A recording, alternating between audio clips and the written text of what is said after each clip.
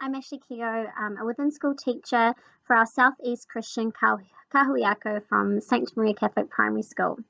I'm excited to share my collaborative inquiry with you. This inquiry was developed from last year, where I was looking at interventions to raise writing achievement and student motivation.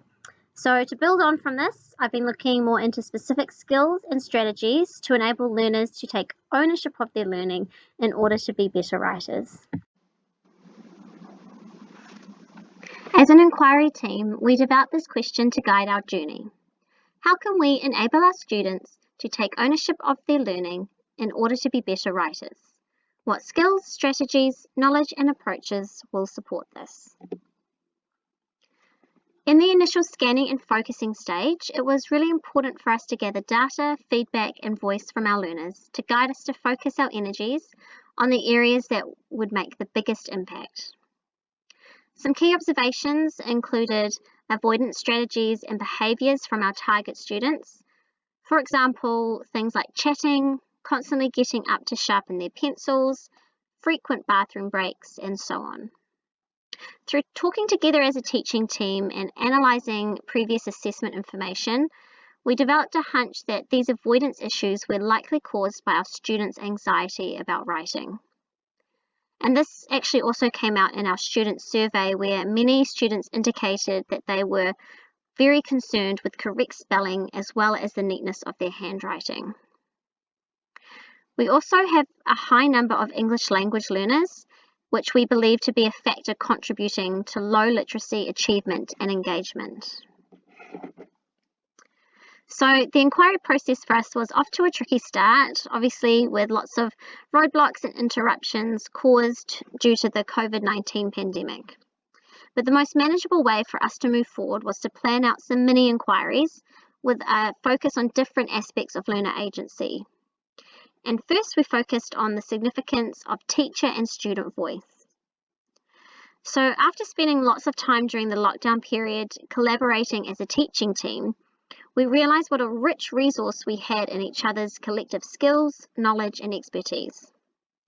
And this strong collaborative approach really sparked interest in how we could keep this going once we were back in the classroom, and how could we use this to establish a shared vision for writing instruction in our learning community.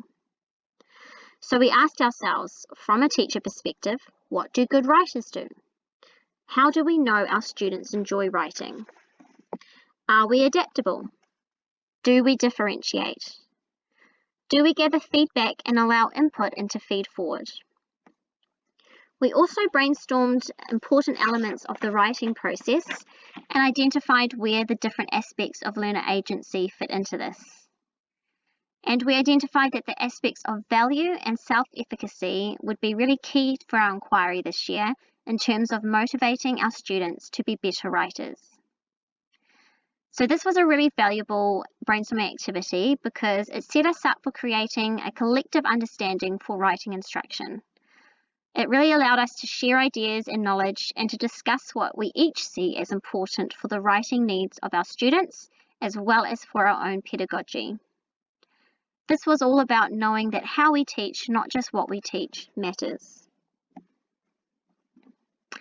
Gathering student voice with the intention of this being visible in classroom practices was the next part of this mini inquiry into teacher and student voice. So we asked the students the same two questions. What do good writers do? What are the important parts of the writing process? This really added to our shared understanding and vision for learning in the classroom. We also asked the students to provide feedback on our teaching and writing by asking, what is most helpful in writing lessons? How does your teacher help you understand writing? And what would you change about your writing learning? This generated lots of transparency with the students and really built the learning relationship and partnership between teacher and student. We realised that for this to be effective, the students needed to feel that they were being listened to by noticing changes in teacher practice that was based on their feedback. We also discussed that this needs to be an embedded part of our teaching and become a strategy that we are constantly using. Some gems and takeaways from Mini Inquiry 1.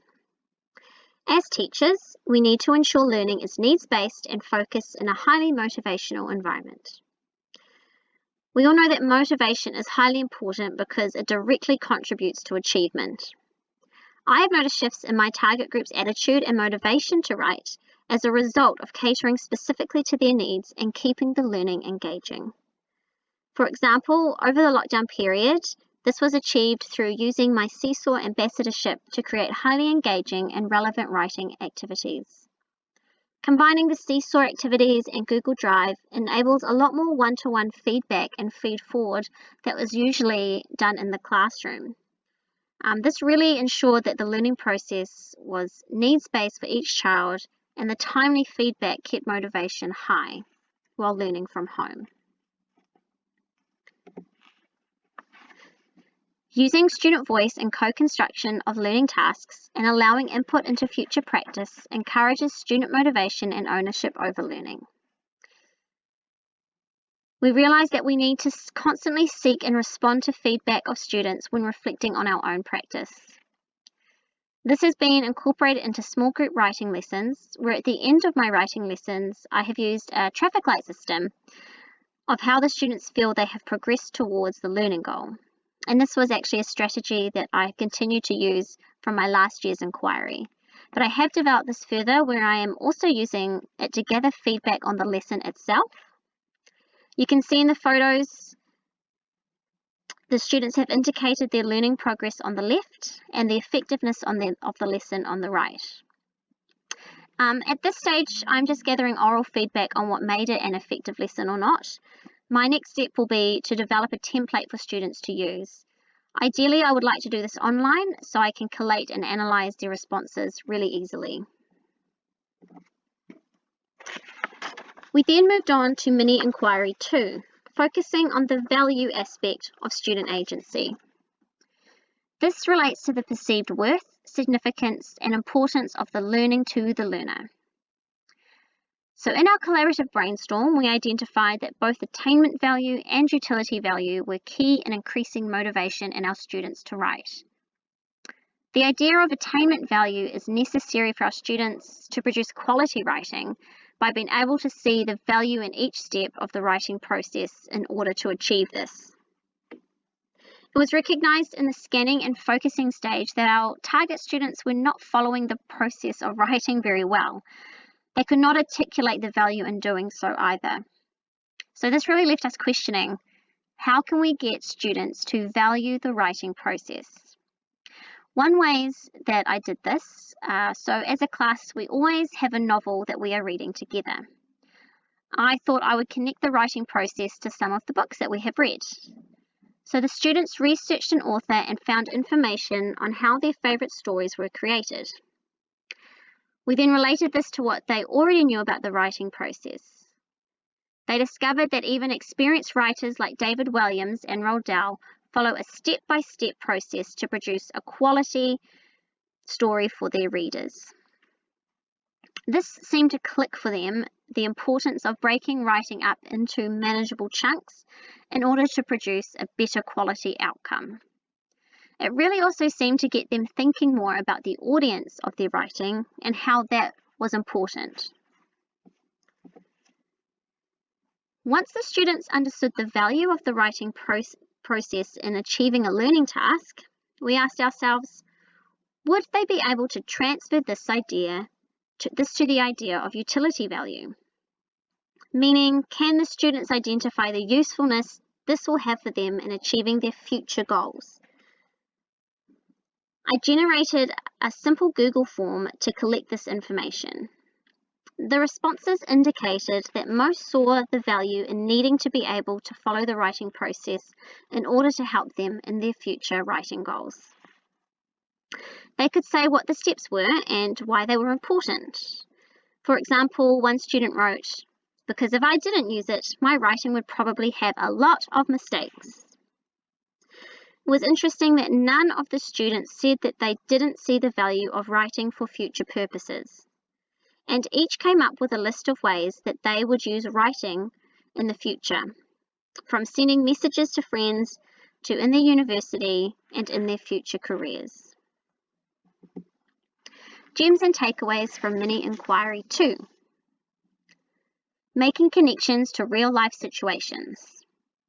By relating the writing process to their favourite stories and authors, the students were able to recognise the value of what they are learning may have in the future, as well as how it will help them produce a quality outcome in the present. Seeking student voice to understand perceived utility value. Well, by asking the students to explain and demonstrate how useful what they have learnt has been and provide opportunities for them to share the impact of learning on themselves, they gained motivation to be better writers and to manage their learning. The key thing here now is that we use these findings in a constructive way. How can we analyse this together with the students to inform feed forward into learning? Keeping in mind the gem from Mini Inquiry 1 about the impact of responding to student voice. Thank you for watching this presentation. I hope you have found some gems to take away with you. I am happy to upload this Google presentation to the Keogh website. If you have any questions or comments, please feel free to contact me at the email address provided. Hope everyone has a wonderful rest of the term. Ka kite.